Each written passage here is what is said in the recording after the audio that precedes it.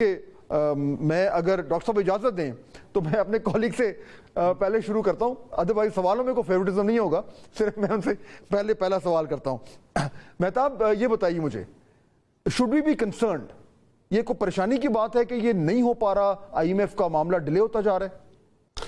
جی بسم اللہ الرحمن الرحیم. دیکھیں, یہ پوائنٹ آف کنسرن تو ہے.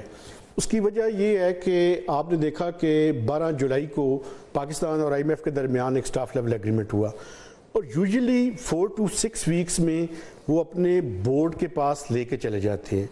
لیکن ابھی تک جو 4 سپٹمبر تک کا ان کا کیلنڈر سامنے آ چکا ہے, اس میں پاکستان جو ہے وہ شامل نہیں ہے.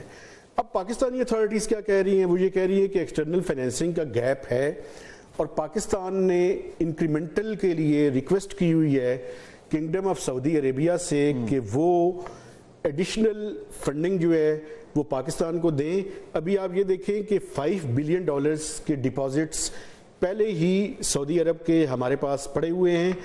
$4 بلین کے جو ہے وہ چائنا کے ہیں, اور $3 بلین کے جو ہے وہ یو اے ای کے ہیں. تو ہم انکریمنٹل کی جو ہے وہ کوشش کر رہے ہیں, اور اس وجہ سے یہ پوائنٹ آف کنسرن ہے.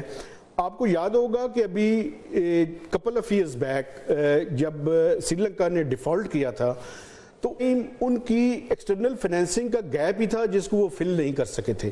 تو الٹیمیٹلی وہ اس طرف بڑھ گئے تھے. میں یہ نہیں کہہ رہا کہ یہ ریپیٹ ہوگا پاکستان میں کے کیس میں, لیکن یہ جتنا جلدی ہو اتنا زیادہ کانفیڈنس کو ریسٹور کرنے میں ہمیں مدد ملے گی. آپ یہ دیکھیں کہ ہمارے اس ٹائم جو فورن ایکسچینج ریزروز ہیں وہ کوئی $9.2 بلین کے لگ بھگ کھڑے ہیں, اور یہ 2 مہینوں کی امپورٹس کے لیے کافی ہیں. لیکن اگر یہ آئی ایم ایف کا پروگرام ڈیلے ہوتا ہے اور یہ ریزروز ڈپلیٹ ہونے شروع ہوتے ہیں, تو پھر یہ ایک کرائسس کی صورتحال ڈیولپ ہو سکتی ہے. اس لیے جب سٹاف لیول ایگریمنٹ ہوا تو میں سمجھتا ہوں آئی ایم ایف کو بھی میں کرٹیسائز کروں گا کہ انہوں نے سٹاف لیول ایگریمنٹ تو کر لیا, لیکن فائنینسنگ انہوں نے حالانکہ سبجیکٹ ٹو اپروول اس کے لیے رکھا تھا, لیکن ہوتا یہی ہے کہ آئی ایم ایف کی جب بیکنگ ہو تو تصور یہی کیا جاتا ہے کہ ایکسٹرنل فائنینسنگ کا گیپ بھی فل ہو جائے گا, لیکن وہ ابھی تک کمپلیٹ نہیں ہوا. عرصہ گزر چکا ہے, اور ابھی کوشش یہ ہے کہ یہ سپٹمبر میں کمپلیٹ ہو جائے. اچھا ڈاکٹر مہتاب, آپ پہلے بات کر رہے تھے کہ جتنا یہ ڈیلے ہوگا معاملہ اتنا زیادہ ہمارے فورن ایکسچینج ریزروز ڈپلیٹ ہوں گے, اور پھر ہماری اکانومی جو ہے جس کو ابھی سٹیبل ہونا چاہیے تھوڑی سٹیبل ہوئی ہے, اس میں کوئی شک نہیں ہے, لیکن وہ سٹریس میں آنا شروع ہو جائے گی. کہیں اس میں یہ کوئی ہماری ڈپلومیٹک انگیجمنٹ, ہماری فارن پالیسی وہ تو نہیں کہیں بیچ میں انوالو ہو رہی کہ تھوڑا سا ہمیں دبایا جا رہا ہے؟ سر یہ تو ایک پرابلم ہے. میں سمجھتا ہوں کہ اس ٹائم پاکستان کی جو پالیسی میکرز ہیں ان کے لیے سب سے بڑا چیلنج یہ ہے کہ ایک طرف تو انہوں نے یو ایس ٹریجری ڈپارٹمنٹ کو بھی اپنے ساتھ رکھنا ہے, اور دوسری طرف یہ جو چائنا سی پیک 2 ہے اس کو بھی ہم نے پرسیو کرنا ہے. اور یہ کوئی آسان بات نہیں ہے جو میں کر رہا ہوں, یہ کافی مشکل ہے. لیکن اس کے ساتھ ساتھ میں سمجھتا ہوں 2 چیزیں بڑی امپورٹنٹ ہیں سر, اور وہ 2 چیزیں مجھے ایکسٹرنل فائنینسنگ کے علاوہ جو ڈومیسٹک فرنٹ ہے وہاں پہ بڑے میجر کنسرنز ہیں. ایک تو پاکستان کا پاور سیکٹر ہے. یہ پاور سیکٹر جو ہے, میں بڑے پچھلے 1 سال سے کنسسٹنٹلی یہ بات کر رہا ہوں کہ یہ پاکستان کا پاور سیکٹر رہے گا وتھ سٹیٹس کو, یا پاکستان رہے گا. چونکہ اس کی وجہ یہ ہے, یہ بڑی سخت قسم کی میری سٹیٹمنٹ ہے, لیکن اگر آپ فنڈامنٹلز کو دیکھیں تو اس ٹائم جو پاور سیکٹر کے ایکچول لاسز ہیں وہ پاکستان کے ڈیفنس بجٹ سے بھی زیادہ ہیں.